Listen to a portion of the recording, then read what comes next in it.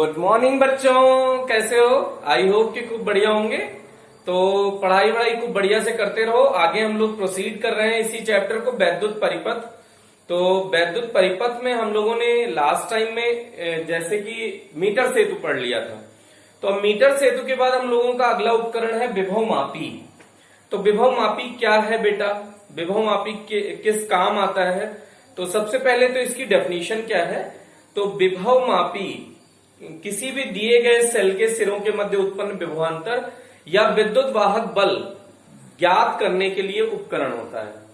तो वह उपकरण जिसकी सहायता से किसी भी दिए गए सेल के सिरों के मध्य उत्पन्न विभवांतर या विद्युत वाहक बल को एक शुद्धता से ज्ञात किया जा सकता है तथा सेल का आंतरिक प्रतिरोध भी ज्ञात किया जा सकता है, वो विभव मापी कहलाता है। फिर से, वह उपकरण जिसकी सहायता से अगर कोई सेल है उसके सिरों के मध्य उत्पन्न विभवांतर तथा उसका विद्युत वाहक बल शुद्धता से मापन किया जा सकता है तथा सेल का आंतरिक प्रतिरोध भी ज्ञात किया जा सकता है, विभव मापी कहलाता है। तो ये तो हो गया नाम, इसकी परिभाषा। अब जैसे जैसे इसकी वर्किंग आप देखेंगे, परिभाषा उतनी अच्छी से धीरे धीरे समझ में आती जाएगी। तो सबसे पहले मेन बात यह है कि विभव मापी ही क्यों, इसका क्या काम है भैया? जैसे हमने कहा कि सेल के सिरों के मध्य उत्पन्न विभवांतर या विद्युत वाहक बल, तो विभवांतर मापने के लिए तो हम लोग वोल्ट मीटर यूज करते आए हैं आज तक। 10th क्लास में आपने देखा होगा हर जगह वोल्ट मीटर लगा के विभवांतर मापन करते थे। और मैं यहाँ कह रहा हूं कि सेल के सिरों के मध्य उत्पन्न विभवांतर या विद्युत वाहक बल का मान ज्ञात करने के लिए विभव मापी का उपयोग करते हैं। तो ये विभव मापी का आखिर यूज क्या है, क्या बेनिफिट है? अगर सब कुछ वोल्ट मीटर जैसा हो तो फिर इसका तो कोई यूज नहीं होना चाहिए। तो इसके यूजेस देखते हैं। तो सबसे पहले इसके बाद की हेडिंग है डेफिनेशन, आप नोट कर लीजिएगा जैसे कि हमने बता दिया है। अब उसके बाद का डेफिनेशन, वो हेडिंग क्या है? विभव मापी की वोल्ट मीटर पर श्रेष्ठता। हेडिंग क्या है बेटा? विभव मापी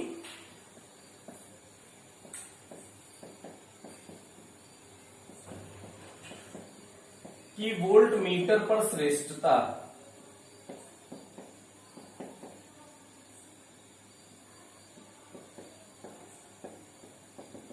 तो सबसे पहली बात है कि ये वोल्ट मीटर, जो विभव मापी है, ये शून्य विक्षेप के सिद्धांत पर कार्य करता है। विभव मापी शून्य विक्षेप के सिद्धांत पर कार्य करता है। शून्य विक्षेप का मतलब ये परिपथ से स्वयं धारा नहीं लेता है, लेकिन कुल मिला के आने वाली धारा अगर जाने वाली धारा के बराबर हो जाती है तो धारा मापी शून्य विक्षेप प्रदर्शित करता है। तो उस स्थिति में ये विभव का मान बताता है। तो कुल मिला के सबसे मेन इसका उपयोग क्या है कि ये शून्य विक्षेप के सिद्धांत पर कार्य करता है। अब उसके बाद दूसरा उपयोग यह है, एक आदर्श वोल्ट मीटर की भांति व्यवहार करता है क्योंकि ये परिपथ से धारा ग्रहण नहीं करता। पहला उपयोग क्या है बेटा? यह है शून्य विक्षेप के सिद्धांत पर कार्य करता है ये। और दूसरा क्या है? ये आदर्श वोल्ट मीटर की भांति व्यवहार करता है क्योंकि ये परिपथ से धारा ग्रहण नहीं करता। जैसे देखने का कष्ट करिए, अगर समझेंगे इसकी वर्किंग। जैसे वोल्ट मीटर अगर हम बना रहे हैं, ये मान लीजिए परिपथ है, ये प्रतिरोध है। तो वोल्ट मीटर को हम जानते हैं कि समांतर क्रम में संयोजित कर देते हैं। इसका कुछ प्रतिरोध R मान लीजिए, तो ये AB हो जाएगा। अब यहां से आपने जो धारा I भेजी वो इसमें कुछ ना कुछ धारा तो ये जाएगी ना। वोल्ट मीटर में रीडिंग चल रही है, आप वोल्ट मीटर में देखते हैं सुई उसकी चलती है, तो धारा तो लेगा भाई कुछ ना कुछ। तो सपोज इसने I डैश धारा ली। कितनी धारा ले ली बेटा? I dash. तो यहां से कितनी जाएगी? I minus I dash. यहां से कितनी जाएगी? I minus I dash. तो आप देखो कि जो वास्तविकता में जो आपको विभव मिल रहा है V equals I minus I dash into R मिल रहा है, जबकि इसके सिरे पर रियलिटी में विभवांतर क्या है? AB के सिरे पर जो विभवांतर है वो IR है, लेकिन हमको मिल कितना रहा है? I minus I dash into R। क्या मिल रहा है बेटा? I minus I dash into R। तो ये इसमें से देखिए टर्म सब्सट्रैक्ट हो रहा है, I dash minus R subtract हो रहा है। इसका मतलब जो ये विभवांतर है इसके सिरे पर, आर के सिरे पर, प्रतिरोध के सिरे पर, वो वास्तविक मान से कम आ रहा है। तो ये वास्तविक मान से, इसका विभवांतर वास्तविक मान से कम है। ये वोल्ट मीटर का संयोजन जब करते हैं परिपथ में, अगर धारामापी का संयोजन करें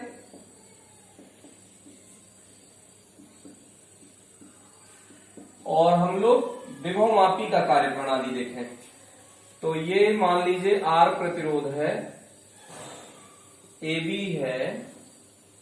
अब यहां पे हमने गैल्वेनोमीटर लगा दिया, तो आपने जो आई धारा भेजी, श्रेणी क्रम में आप जानते हैं कि धारा का मान समान होता है, तो यहां से भी कितनी आएगी आई, तो ए बी के सिरे पर जो विभवांतर होगा वी ए बी, वो क्या होगा बेटा आई आर, तो वास्तविक मान के बराबर।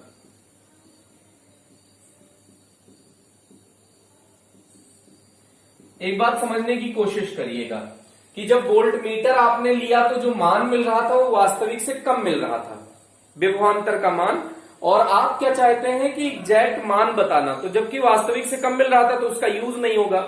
अब यहां देखिए वास्तविक मान मिल रहा है, इसका मतलब है कि गैल्वेनोमीटर का प्रयोग करके अगर हम ये उपकरण बनाएं, धारामापी का संयोजन किया है और हम इसको धारामापी को विभवमापी में यूज करते हैं, तो इसका मतलब है कि विभवमापी ज्यादा श्रेष्ठ हो गया है किससे, वोल्ट मीटर की तुलना में। तो ये तो आपने एक चीज पढ़ी कि विभवमापी ही क्यों हमने यूज किया है, वोल्ट मीटर क्यों नहीं यूज कर रहे हैं, क्योंकि दोनों अभी हमने परिभाषा बोली है इसकी विभवमापी की, कि वह उपकरण जिसकी सहायता से दिए गए सेल के सिरों के मध्य उत्पन्न विभवांतर या विद्युत वाहक बल का मान ज्ञात किया जाता है तथा सेल का आंतरिक प्रतिरोध भी ज्ञात किया जाता है, विभवमापी कहलाता है। तो भाई वोल्ट मीटर का काम भी तो विभवांतर का मापन करना ही है, तो वोल्ट मीटर क्यों नहीं यूज कर रहे हैं, अब हम विभवमापी क्यों यूज करने लगे, तो वोल्ट मीटर और विभवमापी में ये विभवमापी का निर्माण किया हमने, धारामापी को संयोजित करके हम विभवमापी यूज करते हैं बेटा। तो ये आप कुल मिला के ऐसे समझिए कि जो धारामापी है वो परिपथ में श्रेणी क्रम में संयोजित की जाती है, तो वो परिपथ से जो स्वयं धारा ग्रहण नहीं करती, मतलब उसको लेती नहीं है अलग से, उसके मान में कमी नहीं करती है। देखिए अगर आई धारा आपने भेजी तो इस प्रतिरोध से भी आई धारा ही गुजर रही है, तो इसका मतलब यहाँ पे आपको जो विभव का मान मिलेगा वो वास्तविक मिलेगा। तो ये डिफरेंस है कि आप विभवमापी में आप अब विभव जो नए तरीका है, जो नया मॉडर्न सिस्टम है, उसमें हमने विभवमापी से मापना शुरू किया विभवांतर, और पहले हम लोग किससे मापा करते थे, आज तक हम लोग वोल्ट मीटर से मापा करते थे। तो ये इसकी स्पेशलिटी है, इसको देखिएगा, ये इसका स्पेशल फीचर है। तो इसको आगे प्रोसीड करते हैं बेटा। आगे आप देखिएगा विभवमापी की रचना, आप लोग देख लीजिए कि विभवमापी कैसे बनाया जाता है।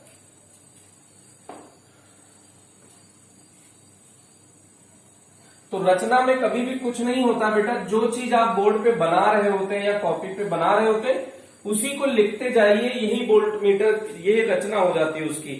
तो विभवमापी की रचना के लिए सर्वप्रथम एक लकड़ी की पट्टिका लेते हैं, सर्वप्रथम एक लकड़ी की पट्टिका लेते हैं,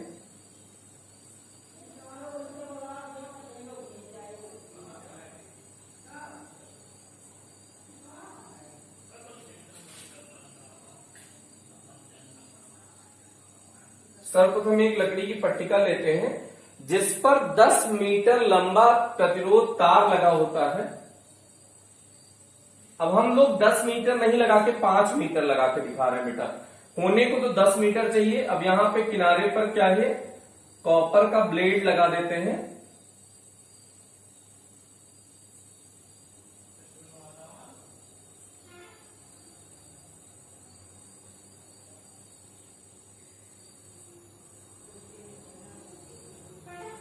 चार हो गया,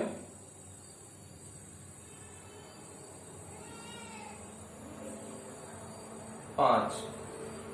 एक्चुअल में 10 होता है तो ये सिरा इधर ही आ जाएगा, तो उसका संयोजन इजी हो जाता है, लेकिन बोर्ड पे या कॉपी पे बनाना ये वाला संयोजन काफी इजी होता है।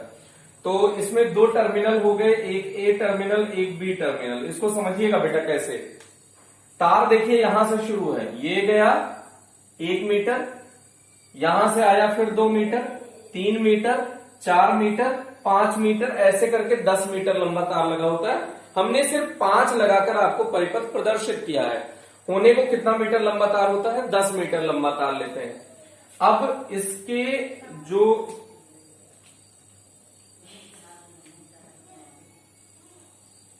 तार की लंबाई को मापने के लिए मीटर स्केल लगा होता है। 0, 10, 20, 30, 40,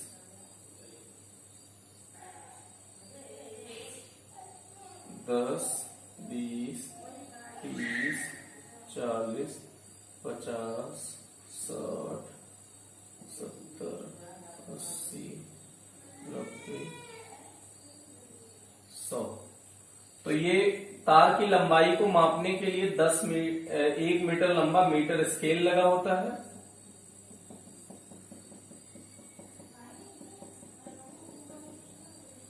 ये अब इसमें ऊपर ऐसे ही मीटर स्केल लगा होता है, ऐसा ही नीचे मीटर स्केल लगा होता है बेटा।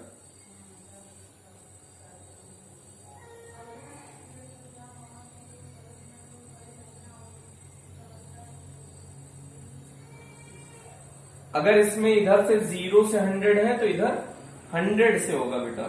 100, 0, 10, 20, 30, 40, 50, 60, 70, 80, 90।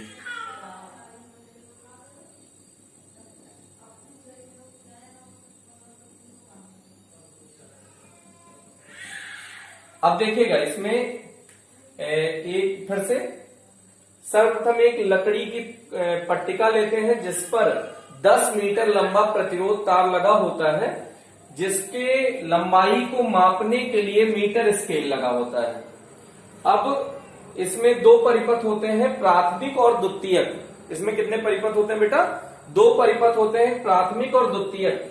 तो दोनों परिपथ में जो धनात्मक सिरे हैं सेल के, यहां से देखिएगा ये हमने ईपी लगा दिया प्राथमिक दोनों सेलों के। अब देखिएगा एक सेल ये है, फिर एक द्वितीयक परिपथ है।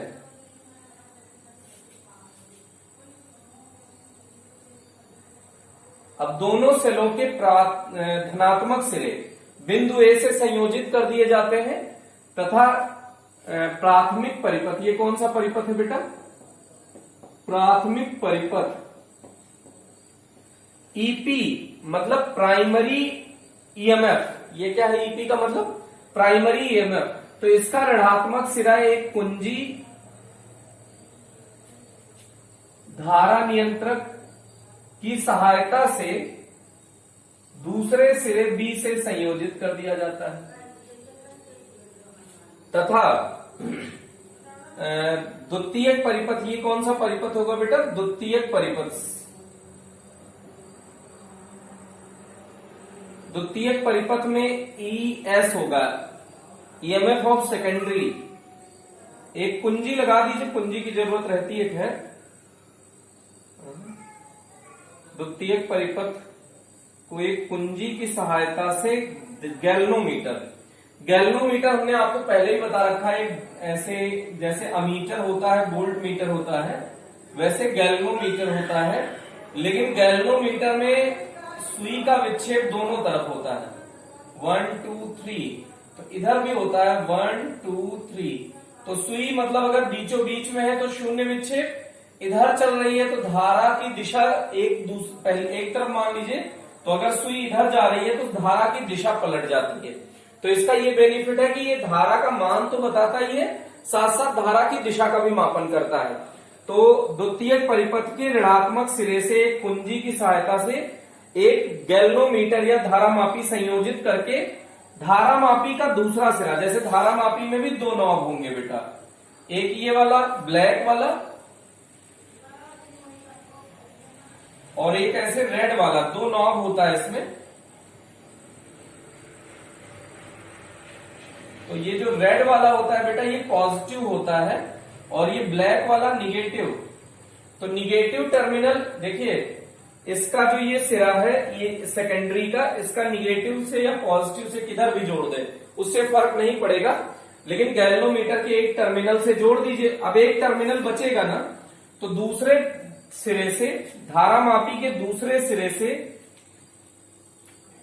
एक विसर्पी कुंजी, जिसको हम लोग जॉकी बोलते हैं, विसर्पी कुंजी या जॉकी। जैसे एक टर्मिनल को तुमने यहां से जोड़ दिया सेल से, तो इसका जो दूसरा टर्मिनल बचेगा इसको हमने किससे जोड़ दिया, जॉकी से, विसर्पी कुंजी। ये पेन जैसा होता है बेटा, ऐसे पेन जैसा होता है। अब तार पे जैसे मान लो कि यहां पे शून्य विच्छेद दिखाया छुआने पे, तो इसका मतलब ये संतुलित लंबाई नाप लेंगे। अब इसको देखिएगा संतुलित लंबाई नापते कैसे बेटा। जैसे ये धनात्मक सिरे से हमेशा संतुलित लंबाई मापेंगे, अगर इस सिरे से धनात्मक जोड़े हो तो लंबाई यहां से मापी जाएगी, इस बात का आपको ध्यान रखना है। तो देखिएगा, जहां से आपने शुरू किया इसमें एक्चुअल में रीडिंग ऊपर और नीचे दोनों तरफ होती है बेटा। तो ऐसे नीचे भी रीडिंग होती है, यहां पे जैसे अंडर स्केल में 100, 90, 80, 70, 60, 50, 40, 30, 20, 10 और 0, ऐसे दोनों स्केल में दोनों तरफ रीडिंग बनी होती है। तो अब देखिएगा, यहां से यहां तक 100 सेंटीमीटर हो गया, तो अब यहां से मान लीजिए यहां तक आए, तो अब आपको कैसे जोड़ना है, देखिए इस पे देखिए दूसरे नीचे वाले 30 दिखा रहा है ना, तो यहां 100 और ये 30, तो 130 हो गया। मान लीजिए यहां से यहां तक गए और यहां तक आ गए, तो ये कितना दिखा रहा है, 80। तो ये 100 तो चले ही थे, 80 और चले गए, तो 180। अब मान लीजिए कि यहां पे चले आए, तो ये 100 200 हो गया ना, 200 के बाद मान लीजिए यहां पे है 20 पे, तो ये 20 मतलब ऊपर वाली रीडिंग पढ़नी है। आगे बढ़ जाइए तो यहां पे मान लीजिए दिखाया, तो ये 70, तो ये 270 हो गया ना बेटा, 100 100 और 70 यहां पे, तो 270। फिर मान लीजिए यहां पे आए तो 100 200 300, अब 300 में 10 20 30 कुछ ऐसे होना चाहिए, तो मान लीजिए 30 के सामने है तो 330, कितना हो गया बेटा, 330। मान लीजिए यहां आ गए तो 380, 380।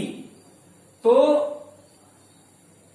अगर मान लीजिए यहां पे पहुंच गए तो 1 2 3 4 5, तो ये पांचवें तार पे है, तो 400 तो सीधे सीधे हो गया, 400 मान लीजिए 10 आगे बढ़ गए या 20, तो ये 420 हो गया, 480 अगर यहां तक पहुंच गए। तो एक चीज अगर यहां नोटिस करें कि जब ऊपर वाली रीडिंग पढ़ रहे होते हैं, ऊपर वाली रीडिंग पढ़ रहे होते हैं तो किसको नोट करते हैं, ऊपर वाली रीडिंग को, और जब मतलब पहले तार को, और जब तीसरे तार को पढ़ रहे होते हैं तब भी ऊपर वाली रीडिंग, पांचवें तार को पढ़ रहे हैं तब भी ऊपर वाली रीडिंग, और जब दूसरे तार को पढ़ रहे थे तो नीचे वाले स्केल से रीडिंग ली थी। यहां स्केल मत लगाइए, इसकी कोई जरूरत नहीं है, वहीं पे हमने दिखा दिया है। एक ही स्केल में एक्चुअल में होता है, लेकिन हमने सोचा कि दो जगह आपको दिखा दिया जाए, लेकिन इसकी जब कंफ्यूज हो जाएंगे। एक ही स्केल में ऊपर नीचे हमने दिखा दिया है, एक ही स्केल में होता भी एक्चुअल में ऊपर नीचे। तो अब देखिएगा, जब पहला तार, तीसरा तार, पांचवा तार मतलब विषम संख्या वाला, तो रीडिंग आपने पढ़ी ऊपर वाली। जब दूसरा तार, चौथा तार, छठा तार ऐसे होता, तो रीडिंग कौन सी लेंगे, नीचे वाली। तो नीचे वाली रीडिंग कब ले रहे हैं बेटा, जब सम आ रहा है। ऊपर वाली रीडिंग कब ले रहे हैं, जब विषम आ रहा है। तो ये ध्यान दीजिएगा, तार की संतुलित लंबाई मापने के लिए स्केल कैसे पढ़ी जाती है। क्योंकि ये देखिए तार, यहां से आप खुद ही सोचिए, 100 बढ़ते बढ़ते बढ़ते बढ़ते 200, 200 में फिर 10 20 30 ऐसे जुड़ते जुड़ते 300, 300 में फिर 10 20 30 ऐसे जुड़ते जुड़ते 400, 400 में फिर 10 20 जुड़ते जुड़ते 500। तो इसका मतलब इसको किस तरह से पढ़ना है, तो ये स्केल से आप सीख जाएंगे। जैसे पहला तार पढ़ रहे हैं तो देखिए 10 20, तो ये किस में लिखा, ऊपर वाले इसके लाइन पे लिखा है 30 40 50 60 70 80 90 100, तो ये मतलब ऊपर वाली रीडिंग पढ़नी थी। अब देखिए फिर 10, तो 10 यहां पे किस में आ रहा है, नीचे वाले में, फिर 20, 30, 40, 50, 60, 70, 80, 90, ये तो नीचे वाले रीडिंग पढ़ रहे हैं आप ना, तो इसका मतलब जो सम संख्या वाले तार पे पढ़ना है वो नीचे वाली रीडिंग पढ़नी है और विषम संख्या वाले तार पर ऊपर वाली रीडिंग पढ़नी है। इस बात का आपको विशेष ध्यान देना है बेटा। तो ये आप नोट कर लीजिएगा कि ये कैसे ये परिपथ बनाया गया। तो फिर से देख लीजिएगा, सर्वप्रथम एक लकड़ी की पट्टिका लेते हैं जिस पर 10 मीटर लंबा प्रतिरोध तार लगा होता है जो मिश्र धातु का बना होता है। मिश्र धातु का लेने का कारण यह है कि इसकी प्रतिरोधकता अधिक तथा प्रतिरोध ताप गुणांक नगण्य होता है। मिश्र धातु का क्या कारण है बेटा? क्योंकि इसकी प्रतिरोधकता अधिक और प्रतिरोध ताप गुणांक नगण्य होता है। अब इसमें तार की लंबाई को मापने के लिए 1 मीटर स्केल लगा होता है। तार की लंबाई को मापने के लिए क्या लगा होता है बेटा? मीटर स्केल लगा होता है। अब इसमें विभव मापी में 2 परिपथ होते हैं, एक प्राथमिक एक द्वितीयक। तो दोनों परिपथ के धनात्मक सिरे के, दोनों परिपथ में प्रयुक्त सेलों के धनात्मक सिरे को बिंदु ए से संयोजित करके तथा प्राथमिक परिपथ के ऋणात्मक सिरे को कुंजी धारा नियंत्रक की सहायता से बिंदु बी से संयोजित कर दिया जाता है तथा द्वितीयक परिपथ के ऋणात्मक सिरे को कुंजी धारा मापी की सहायता से जॉकी को संयोजित कर दिया जाता है।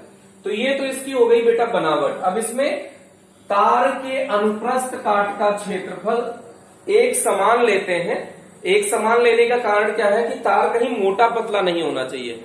अगर तार मोटा पतला हुआ तो विभव प्रवणता प्रभावित हो जाएगी बेटा। तो विभव प्रवणता क्या है इसकी चर्चा कर रहे हैं, पहले ये समझ लीजिए इसकी क्रियाविधि बनावट क्या है। फिर से बनावट देख लीजिएगा। सर्वप्रथम एक लकड़ी की पट्टिका लेते हैं जिस पर 10 मीटर लंबा प्रतिरोध तार लगा होता है, मिश्र धातु का प्रतिरोध तार लगा होता है। जिस मिश्र धातु लेने का कारण यह है कि इसकी प्रतिरोधकता अधिक तथा प्रतिरोध ताप गुणांक नगण्य होता है। तार की लंबाई को मापने के लिए मीटर स्केल लगा होता है। इसमें 2 परिपथ होते हैं, एक प्राथमिक तथा द्वितीयक। दोनों परिपथ में प्रयुक्त सेलों के धनात्मक सिरे को बिंदु ए से संयोजित करके प्राथमिक परिपथ के ऋणात्मक सिरे को कुंजी धारा नियंत्रक की सहायता से बिंदु बी से संयोजित करके द्वितीयक परिपथ के ऋणात्मक सिरे को कुंजी धारा मापी में दूसरे सिरे को जॉकी से संयोजित कर दिया जाता है। इसमें प्रयुक्त तार के अनुप्रस्थ काट का क्षेत्रफल एक समान लेते हैं जिससे कि विभव प्रवणता प्रभावित ना हो बेटा। ये इसकी बनावट है। एक बार जल्दी से बनावट आप वीडियो पॉज करके खुद से लिखने की कोशिश करें और अगर नहीं लिख पाते हैं तो ये कोशिश करें कि एक बार फिर से सुने, वीडियो को रिटर्न करें, वीडियो को बैक करें और एक बार फिर से सुने, उसके बाद आप फिर से लिखने की कोशिश करें। अगर ये चीज आपको समझ में आ गई हो तो हम लोग आगे डिस्कशन करने जा रहे हैं।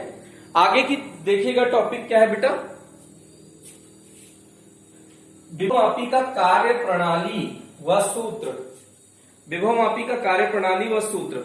तो विभव मापी की कार्य प्रणाली के लिए सर्वप्रथम प्राथमिक परिपथ की कुंजी चालू करते हैं। सर्वप्रथम प्राथमिक परिपथ की कुंजी चालू करते हैं जिससे ए बी का मतलब ये पूरा तार, ए बी तार में धारा प्रवाहित होने लगती है। अब इसका एक रेखा चित्र वाला डायग्राम कैसे बनाएंगे, ये ए बी तार डायरेक्ट ऐसे दिखा दिया करिए।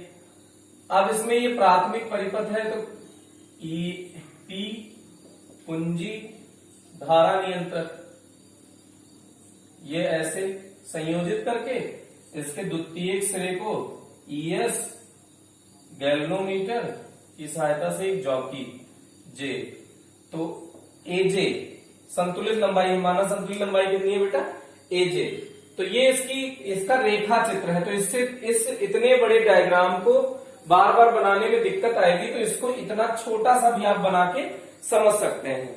तो अब क्या भाषा बोलेंगे, सर्वप्रथम प्राथमिक परिपथ की कुंजी चालू करते हैं जिससे ए बी तार में धारा प्रवाहित होने लगती है। अब द्वितीयक परिपथ में लगे गैल्वेनोमीटर की सहायता से जॉकी को ए बी तार पर सरकाकर धारा मापी में शून्य विक्षेप की स्थिति प्राप्त की जाती है। जैसे आपने देखा यहां 0 लिखा था तो यहां 1 2 3, तो ये मान लीजिए कि 1 2 3 सुई इधर थी तो इसका मतलब है कि धारा इधर बह रही थी। तो इसको जैसे जैसे आप इस तार की लंबाई बदलोगे ये सुई बदलते बदलते बदलते बदलते 0 पे आ जाएगी। तो वही हम कह रहे हैं धारा मापी में शून्य विक्षेप की स्थिति प्राप्त की जाती है। फिर से सर्वप्रथम परिपथ की कुंजी चालू करते हैं जिससे एबी तार में धारा प्रवाहित होने लगती है। अब द्वितीयक परिपथ में लगे धारामापी में संयुक्त विसर्पी कुंजी को एबी तार पर सरकाकर धारामापी में शून्य विक्षेप की स्थिति प्राप्त की जाती है। अब अगर शून्य विक्षेप की स्थिति प्राप्त हो गई है तो आप ऐसा बोल सकते हैं बेटा कि ए और ये बिंदु जे है, सॉरी जे यहां है, एजे के सिरे पर उत्पन्न विभवांतर, एजे के सिरों पर उत्पन्न विभवांतर V बराबर क्या होता है बेटा आई आर, आई आर बराबर क्या होता है रो एल बाई ए, प्रतिरोधकता के रूप में आर का मान क्या होता है बेटा रो एल बटे ए, जहां एल पूरी लंबाई है तार की। तो ये क्या हो जाएगा बेटा आई रो बटे ए इंटू एल। अगर चालक तार परिवर्तित, ये जो तार है ये परिवर्तित ना करे तो उसमें प्रवाहित धारा समान हो जाएगी। रो प्रतिरोधकता है, वो तार का गुण है, वो भी वही सेम हो जाएगा। अनुप्रस्थ काट का क्षेत्रफल पूरा अगर समान हो जाए तो एक नियतांक हो जाएगा जिसे हम लोग कहेंगे विभव प्रवणता, जिसे हम लोग तार की विभव प्रवणता कहेंगे। तो यहां पे x बराबर क्या है बेटा I rho upon A, x बराबर क्या है आई रो बाई ए, ये विभव प्रवणता का सूत्र है। तो अगर यहां से आप कह सकते हैं कि V समानुपाती L, क्या कह सकते हैं बेटा अगर x नियतांक है, x क्या है विभव प्रवणता, तो V समानुपाती L आप बोल सकते हैं। अब टर्मिनल वोल्टता हम जानते हैं, टर्मिनल वोल्टता का फॉर्मूला क्या होता है बेटा V बराबर E माइनस आई आर। अगर धारामापी में शून्य दिखा रहा है तो इसका मतलब है I बराबर 0 हो जाएगा। जब धारामापी में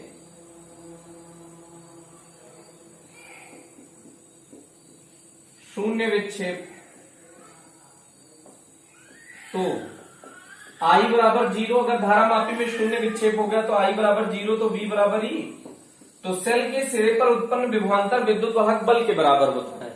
तो इसी सूत्र को ऐसे भी लिख सकते हैं V बराबर एक्सएल या E बराबर एक्सएल, क्योंकि V बराबर E हो गया तो E बराबर एक्सएल, तो E समानुपाती L, E समानुपाती L। तो सेल के सिरों पर उत्पन्न विभवांतर या विद्युत वाहक बल संतुलित लंबाई के समानुपाती होती है। सेल के सिरों पर उत्पन्न विभवांतर या विद्युत वाहक बल सेल की संतुलित लंबाई के बराबर होती है। तो ये हो गया बेटा, इसको आप समझ लीजिएगा। जो यहां पे ये संतुलित लंबाई मान लीजिए इतनी है, तो इसी संतुलित लंबाई के बराबर होती है। तो ये विभव मापी का सिद्धांत भी है। फिर से आप इसको फिर से सोच लीजिए कि E समानुपाती L आया है। एक मिनट आप देख लीजिए कि आपको प्रॉपर दिख रहा है या नहीं दिख रहा है।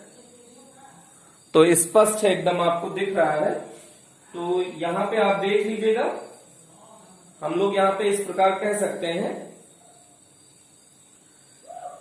कि विभव मापी का सिद्धांत क्या है। तो चालक, विभव मापी का सिद्धांत चालक के सिरों पर उत्पन्न विभवांतर या विद्युत वाहक बल चालक तार की संतुलित लंबाई के समानुपाती होता है। यही विभव मापी का सिद्धांत है। तो विभव मापी संतुलित लंबाई के समानुपाती होती है, या विभव मापी शून्य विक्षेप के सिद्धांत पर कार्य करता है। विभव मापी किस सिद्धांत पर कार्य करता है बेटा? शून्य विक्षेप के सिद्धांत पर कार्य करता है। तो अभी हम इतनी देर से एक वर्ड बार बार यूज कर रहे थे। अच्छा, ये फॉर्मूला बड़ा इंपॉर्टेंट है, याद कर लीजिएगा।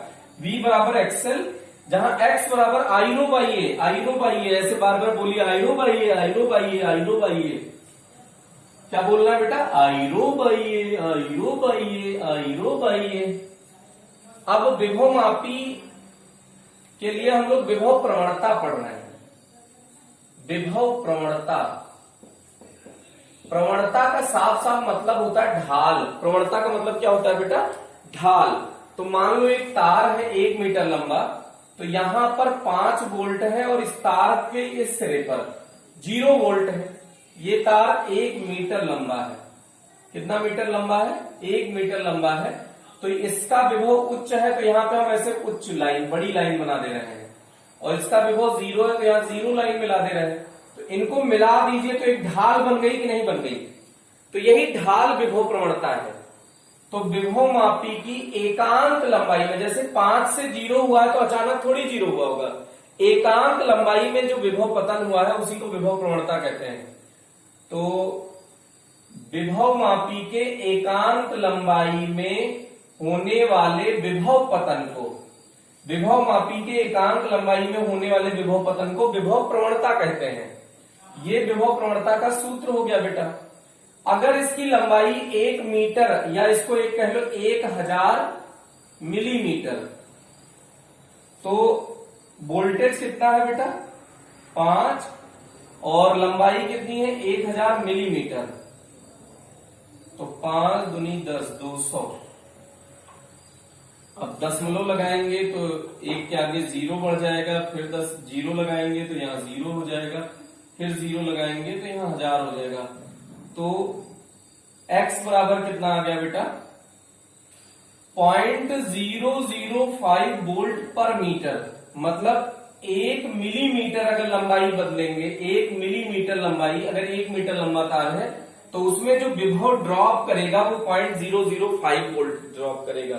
इतना विभव गिरते गिरते गिरते गिरते तब 0 हुआ है। तो विभव किस तेजी से गिरा है या किस तेजी से घटा है, इसी को विभव प्रवणता कहते हैं। तो प्रवणता माने कुल मिला के होता है ढाल।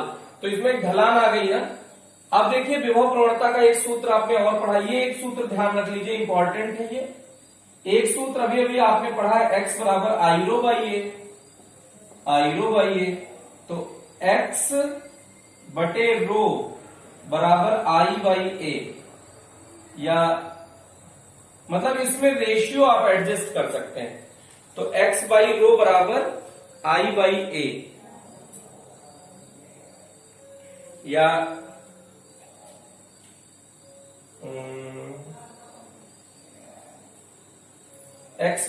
x बराबर रो एल बाई ए। तो x रो बाई ऐसे भी बोल सकते हैं, रो बटे x बराबर a बटे आई ऐसे भी बोल सकते हैं, या v बराबर आई आर, तो आई की जगह v बाई आर भी लिख सकते हैं। तो v के फॉर्म में भी ये फॉर्मूला मिल जाएगा बेटा। तो इसको कई टाइप से इसको कन्वर्ट कर सकते हैं। एक बार इसको आप अपने मन से ट्राई कर लीजिए कैसे करेंगे। जैसे इसी फॉर्मूले से अगर आप चाहें तो इस फॉर्मूले से भी प्रोसीड कर सकते हैं। देखिएगा, एक तो ये रेशियो बन गया, एक ऐसे रेशियो और बन सकता है, x बराबर I rho by A, x बराबर आई रो बाई ए, इस वाले फॉर्मूले का यूज कर रहे हैं। और v बराबर आई आर, v बराबर क्या हो जाएगा बेटा? आई आर बटे एल। तो आई से आई कैंसिल आउट हो गया, रो बाई ए बराबर आर बटे एल। तो कहीं अगर आर बटे एल है, अच्छा हाँ, यहाँ तार की लंबाई जो ये एल संतुलित लंबाई, कंफ्यूज ना होइए, ये कैपिटल एल संपूर्ण लंबाई ले लीजिए। तो ये ऐसे कैपिटल एल संपूर्ण चालक तार की लंबाई। तो आर बटे एल कहीं लिखा है तो उसकी जगह रो बटे ए लिख सकते हैं, या रो बटे ए कहीं लिखा है तो उसकी जगह आर बटे एल भी लिख सकते हैं। ये रेशियो सेटिस्फाई करता है बेटा। तो ये रेशियो काफी इंपॉर्टेंट है। अब इसको आप देख लीजिएगा। अब विभव प्रवणता, अगर ये दो सूत्र आपने पढ़ लिया है तो एक न्यूमेरिकल की पर्पज से बहुत यूज होता है विभव प्रवणता का सूत्र, तो उसका डिस्कशन हम लोग करने वाले हैं। थोड़ा सा जगह की कमी है, यहां पे आप देख लीजिएगा बेटा। अगर हम लोग इसको इरेज कर देते हैं, आपको ये वीडियो पॉज करके नोट कर लीजिएगा।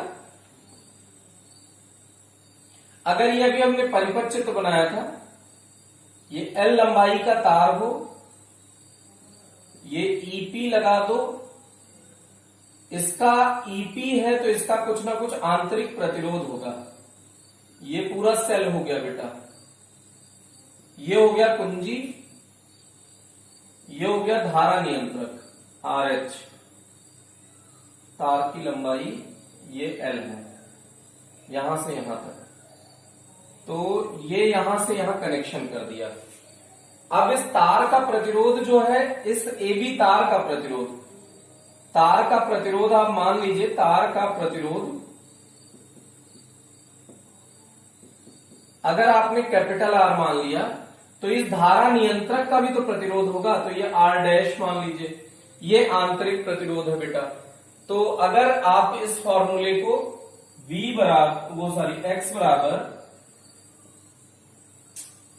एक्स बराबर आई रो बाई ए है, तो आई माने विद्युत धारा, तो विद्युत धारा बराबर ई बटे आर होता है ना। आपने जब टर्मिनल वोल्टा वाला ये सूत्र पढ़ा था तो यहां से आई निकाला था, तो आई बराबर मिला था आपको ई बटे आर प्लस आर, ये फॉर्मूला मिला था। तो वहां पे दो ही प्रतिरोध हुआ करते थे, लेकिन यहां पे ई क्या है बेटा, ईपी बटे प्रतिरोध जितने भी हों, कैपिटल आर है, इसका प्रतिरोध तार का कितना है कैपिटल आर, और सेल का कितना है स्मॉल आर, और धारा नियंत्रक का कितना आर डैश। तो capital R small R plus R dash, ये ध्यान देना बेटा नहीं तो मिस्टेक हो जाएगी। रो बाई ए की जगह अभी अभी आपने इसको प्रूव किया, देखिएगा एक बार इसको फिर से, हम ऊपर यूज है इसलिए फिर बता देते हैं। एक्स बराबर आई रो बाई ए और बी बराबर आई आर अगर रख दें तो बटे एल ही है लंबाई, तो आई से आई कैंसिल, तो रो बाई ए की जगह आर बटे एल लिख सकते हैं, तो रो बाई ए की जगह आर बटे एल लिख सकते हैं। तो यहां ध्यान देना है आपको, ये जो टर्म है ये कंफ्यूज करते हैं बेटा। ये आर क्या है, तार का प्रतिरोध है, एल तार की संपूर्ण लंबाई है, एल क्या है, तार की लंबाई है। तो यहाँ पे ईपी क्या है, सेल का प्राथमिक विद्युत वाहक बल है, प्राथमिक परिपथ का। आर क्या है, तार का प्रतिरोध, स्मॉल आर क्या है, विद्युत जो सेल है उसका आंतरिक प्रतिरोध है, आर डैश जो धारा नियंत्रक है उसका प्रतिरोध है। तो ये फॉर्मूला आप अच्छे से ध्यान रख लीजिएगा, ये न्यूमेरिकल के पर्पज से यूज होता है बेटा। ओके, अब इसके बाद अगर आपको ये पता चल चुका हो तो अब विभव प्रवणता को प्रभावित करने वाले कारक पढ़ लेते हैं। इसको अगर इरेज कर दिया जाए, आप वीडियो पॉज करके नोट कर लीजिएगा। तो विभव प्रवणता जो आपने ये पढ़ा है, इसको प्रभावित करने वाले क्या क्या कारक हैं। तो विभव प्रवणता को पहला सबसे लंबाई प्रभावित करती है, चालक तार की लंबाई, चालक तार के अनुप्रस्थ काट का क्षेत्रफल,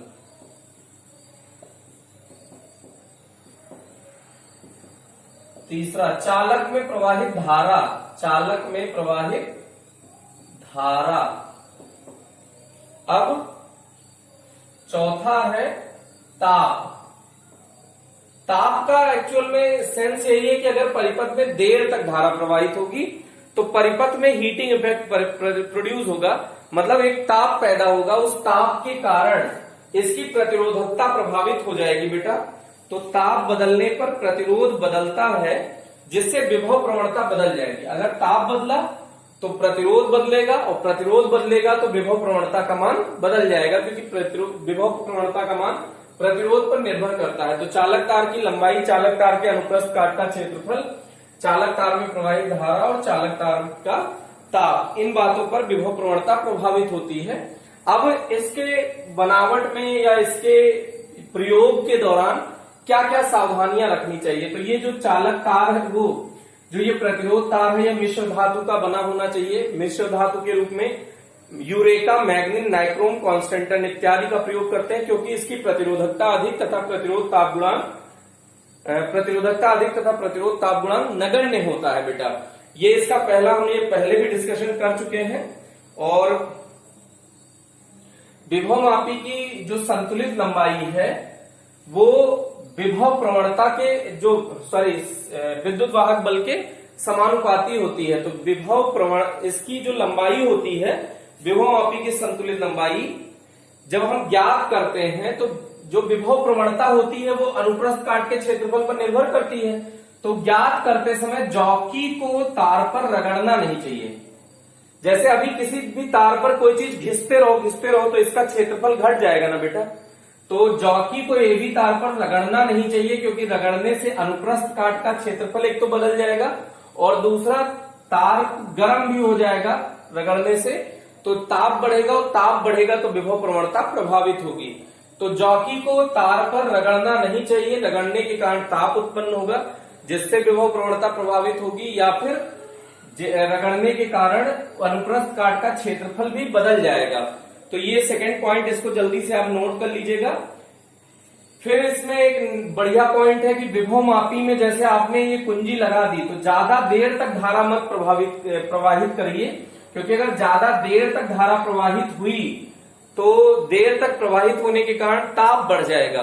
तो ताप बढ़ेगा तो फिर से सुग्राहिता प्रभावित होगी। इससे सुग्राहिता का मतलब वही विभव प्रवणता।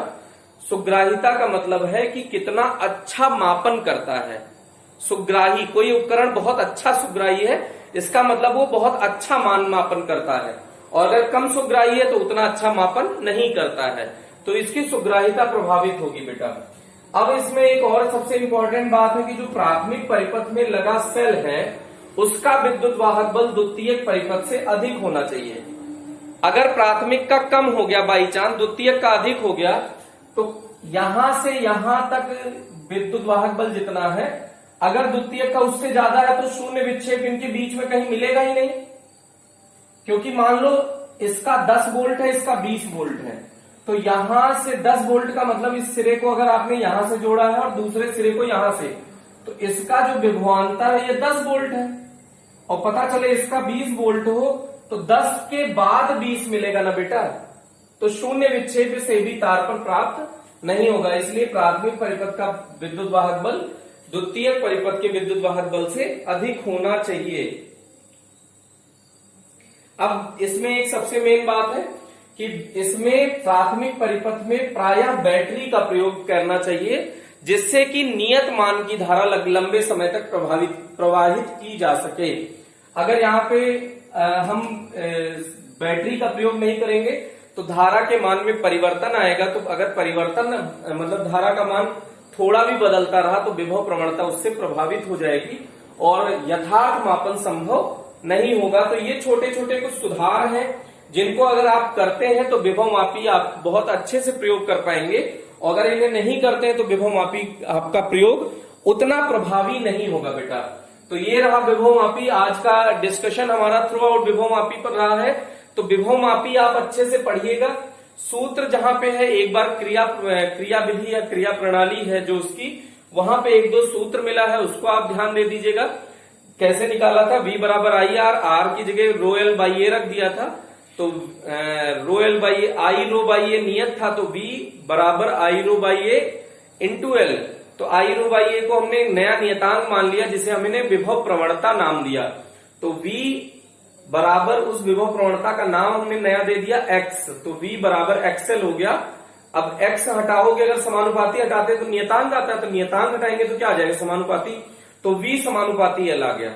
लेकिन हम जानते हैं कि टर्मिनल वोल्टता V बराबर E माइनस आई आर होती है, और अगर धारामापी में शून्य विक्षेप है तो I हो जाएगा 0, तो V बराबर E हो गया। तो जो आपने V समानुपाती L निकाला है उसको हम E समानुपाती L भी लिख सकते हैं। तो अगर E समानुपाती L हो गया तो यही विभवमापी का सिद्धांत है कि विभवमापी के सिरों पर उत्पन्न विभवांतर या विद्युत वाहक बल उसकी संतुलित लंबाई के समानुपाती होता है।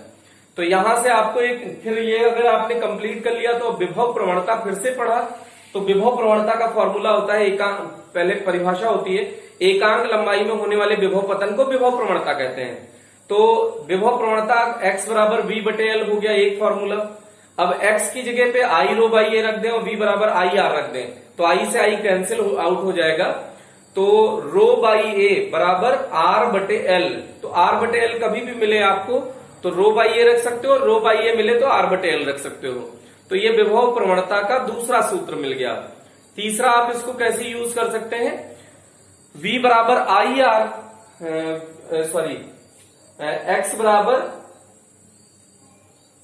x बराबर आपने अभी अभी पढ़ा है आई रो बाई ए, और रो बाई ए की जगह R बाई एल लिख सकते हैं आप, R बाई एल। और I क्या होगा, अगर सेल का प्राथमिक परिपथ है ईपी, चालक जो इसमें प्रतिरोध, ये तार लिए हैं आप एबी तार, उसका प्रतिरोध R, आंतरिक प्रतिरोध स्मॉल r, और जो यहां पे आपने धारा नियंत्रक लिखा है उसका प्रतिरोध R डैश। तो I की जगह तो हमने ये रख दिया है और R बटे L ऐसे रहने दीजिए। तो एक नया फॉर्मूला x का आपको और मिल गया। तो विभव प्रवणता के 3 फॉर्मूले हैं, तीनों ही बहुत बहुत बहुत ज्यादा इंपॉर्टेंट है। तो ये आपको अच्छे से आने चाहिए बेटा।